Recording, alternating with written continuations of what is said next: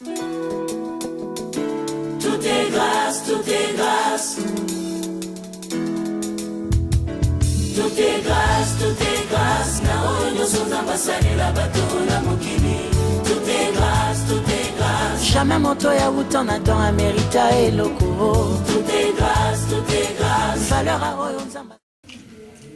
Très heureux, fidèles téléspectateurs de la Canal Congo Télévision, bienvenue à ce premier numéro de cette émission Relevons l'Église qui constituera désormais à l'exploitation des différents sujets et entrer à l'intervention de l'Église dans plusieurs domaines de la vie sociale. Ceci en vue de permettre à l'Église, comme vous pouvez y comprendre, les chrétiens, à avoir une vie active au sein de l'Église, notamment par de petites activités, pourquoi pas commerciales, c'est-à-dire en les dotant des moyens, tant matériels, moraux, mais aussi, pourquoi pas financiers. Ces moyens lui permettront ainsi à contribuer massivement à l'œuvre de l'Éternel. Nous avons ici, dans le cadre de ce tout premier numéro, le docteur Philippe Sade, qui est en mission à l'église cité de refuge, située sur l'avenue la 36e rue, quartier Kimbangu, dans la commune de Kalamu. Nous allons avec et ensemble le coordinateur soit le pasteur responsable de cette église, pasteur Félix Sungu et docteur Philippe Sade en mission. Nous allons avec eux ensemble traiter les différents points qui sont repris par rapport à la mise en place d'un centre de réflexion pour le développement communautaire, mais également une structure qui a conçu une charte qui a été élaborée par ces structures en vue de permettre le voies et moyens à ressortir l'Église de cette vie misérable. Sans plus tarder, M. Philippe Sade, on va aborder notre première question. D'abord, quelle a été votre impression dès votre premier jour ici à Kinshasa? J'ai été très impressionné de la cordialité des Congolais dès mon arrivée à l'aéroport. J'ai vu une certaine gentillesse, une certaine paix dans le peuple congolais que je n'ai jamais vu ailleurs, bien que j'ai eu le privilège de visiter et d'habiter dans plusieurs pays. Donc ceci m'a beaucoup frappé et ceci m'aide beaucoup dans mon séjour ici, qui nous rend très agréables. Qu'est-ce que nous pouvons comprendre d'abord par rapport à votre émission ici à Kinshasa, principalement à l'église Cité des Refuges, que dirige le pasteur Félix Sungu? Le pasteur Félix, il a répondu avec une ouverture extraordinaire. Le pasteur Félix, il a le zèle de la vision et c'est pour ça qu'il l'a tout de suite intégré dans son église, bien sûr, et avec un esprit très motivé. Et ceci a permis que je vienne ici et que nous coordonnions les plans qu'il faut être mis en pratique avec l'église de pasteur Félix. Oui, parce que nous parlons du relèvement de l'église. Quels sont les canaux que vous avez pu mettre en place pour permettre à l'église, c'est-à-dire les chrétiens qui vivent au sein de l'église, de ressortir de leur vie très misérable pour le moment? La réponse directe, c'est la charte que nous avons conçue. Et ceci est basé sur le fait que d'un côté, il y a l'Église et d'un autre côté, il y a la société avec ses 1000 problèmes. Or, la plupart du temps, dans l'ensemble, l'Église n'est pas équipée à faire face à ces problèmes-là. La charte a défini ces problèmes et elle a présenté des solutions pour chacun de ces problèmes, dont deux ont été tout de suite déjà incorporés dans l'Église du pasteur Félix.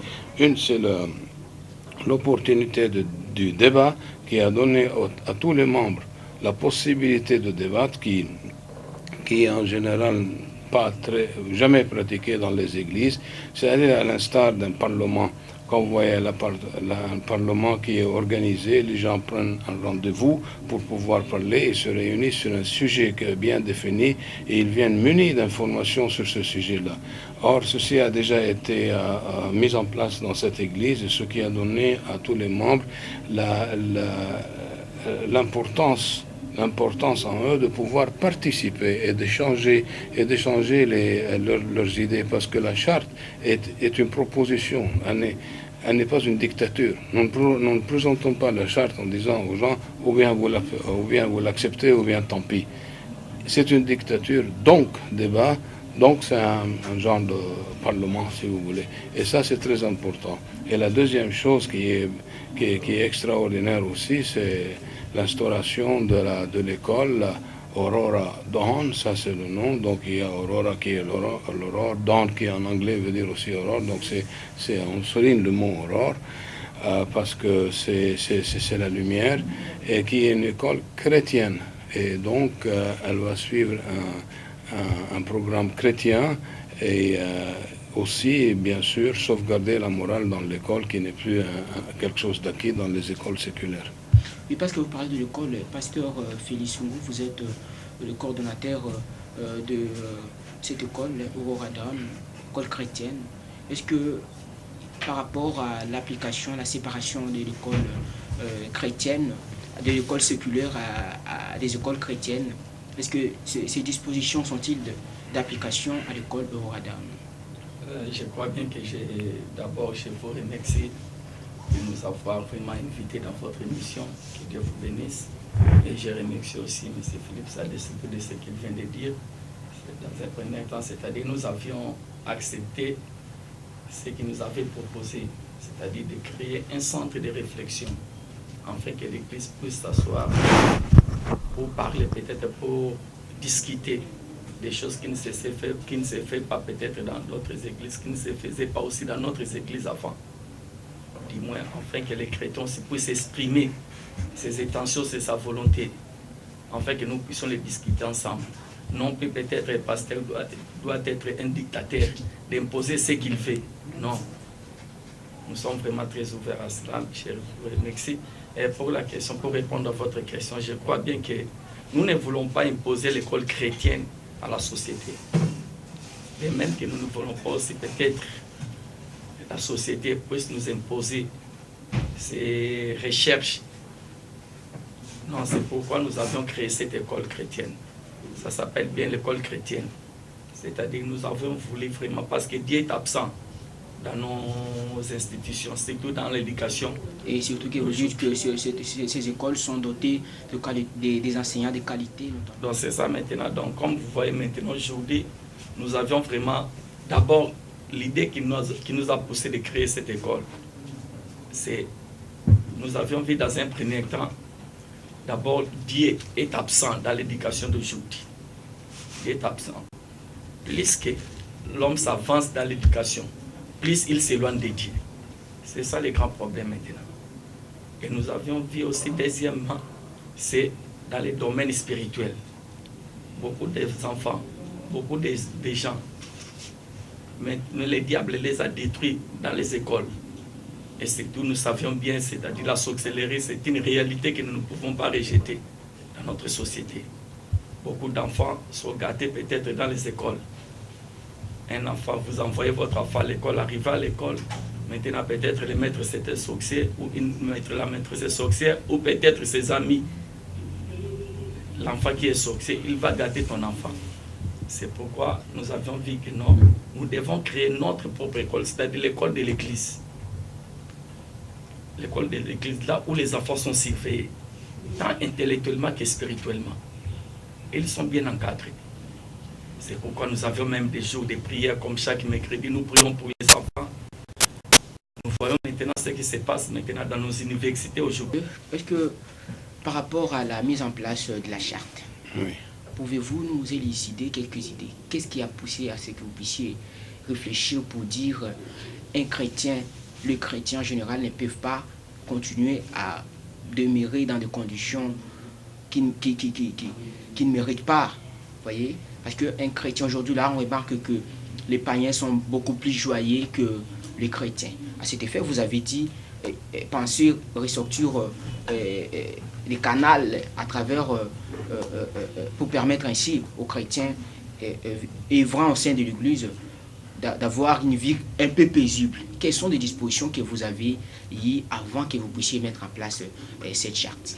D'abord, la Bible elle-même, la Bible partout, elle instruit d'intervenir à ceux qui sont en faveur des opprimés, en faveur des victimes. Proverbe 24:11 dit des livres se contraignent à la mort. Isaïe 58, il fait toute une liste qui demande l'intervention, il renvoie libre les opprimés. On ne peut pas être plus clair que ça. Or, si vous prenez la liste dans cette société, qui est opprimé, qui est victime, elle est longue. Et on trouve des victimes dans toutes sortes de domaines, soit financiers, soit militaires, soit psychologiques, soit académiques, de l'école. Donc c'est toute une liste qui n'en finit point pratiquement. Et ce qui a mené à dire et à écrire que contre ce problème-là dans cette société, soit académique, soit psychologique, soit militaire, je ne parle pas d'intervention militaire, mais soit sociale, nous voulons, nous, proposer cette action-là qui mènerait à la solution et qui libère. Ici présent, que vous envisagez faire pour les jours prochains? Nous avons déjà démarré, nous continuons à démarrer certains projets. Nous allons lancer le département de recherche et nous allons envoyer des gens, commencer à faire des interviews pour enrichir une question ou une autre. Donc déjà il y en a une qui est, c'est un cas social très important et ils vont documenter là-dessus et puis après proposer une solution.